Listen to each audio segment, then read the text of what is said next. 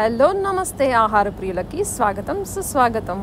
ఈ వీడియోలో మనం నాన్ వెజ్ ప్రియులకి చాలా ఇష్టమైన వంట చికెన్ పకోడా ఎలా ప్రిపేర్ చేయాలో చూద్దాం. Crispy tasty chicken pakoda.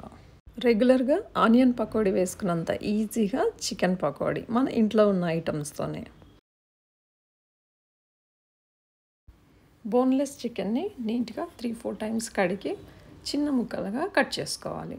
చిన్న ముక్కలుగా కట్ చేసుకుంటే త్వరగా పకోడీ ఉడికిపోతుంది.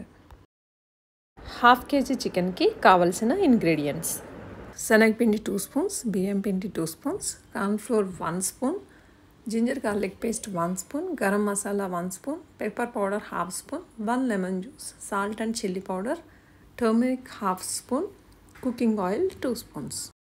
చికెన్ అన్ని ఇంగ్రీడియంట్స్ సరిపోయేంత బౌల్ తీసుకోవాలి.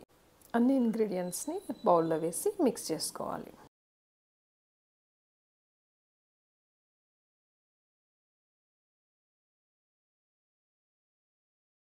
సాల్ట్ 1 స్పూన్, కారం 2 స్పూన్స్ యాడ్ చేసి టేస్ట్ చూసుకున్న తర్వాత సరిపోకపోతే యాడ్ చేసుకోవాలి.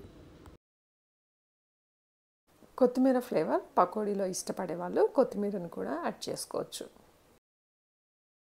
బాగా స్పైసీ కావాలనుకుంటే కొంచెం ఎక్కువ మసాలా యాడ్ చేసుకోవాలి. లెమన్ కూడా యాడ్ చేసి చికెన్ని కూడా వేసి మిక్స్ చేయాలి. మసాలా మరీ గట్టిగా అనిపిస్తే ఇంకొక స్పూన్ ఆయిల్ వేసి కలుపుకోవాలి.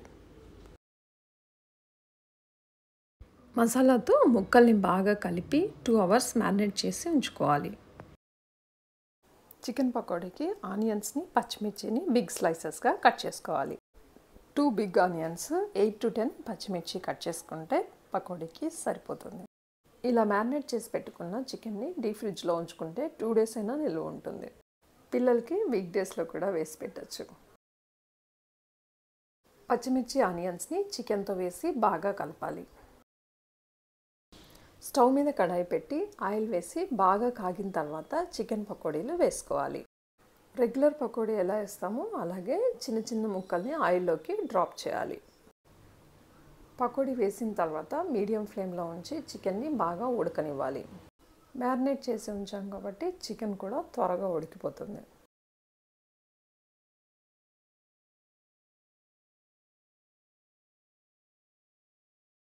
ఈ కలర్ వచ్చే వరకు పకోడీ ఉంటే సరిపోతుంది, చక్కగా ఉడికిపోతుంది. ఒక బౌల్ని టిష్యూతో కవర్ చేసి పకోడీని అందులో వేసుకుంటే ఆయిల్ ఉన్నా కూడా టిష్యూ పీల్ చేసుకుంటుంది. పిల్లలకైనా పెద్దవాళ్ళకైనా ఈ చికెన్ పకోడీ రోజు తిన్నా కూడా బోరే కొట్టదు. క్రిస్పీ టేస్టీ చికెన్ పకోడా చల్లని సాయంకాలం వేడివేడిగా తినాల్సిందే. Let's serve and enjoy the food.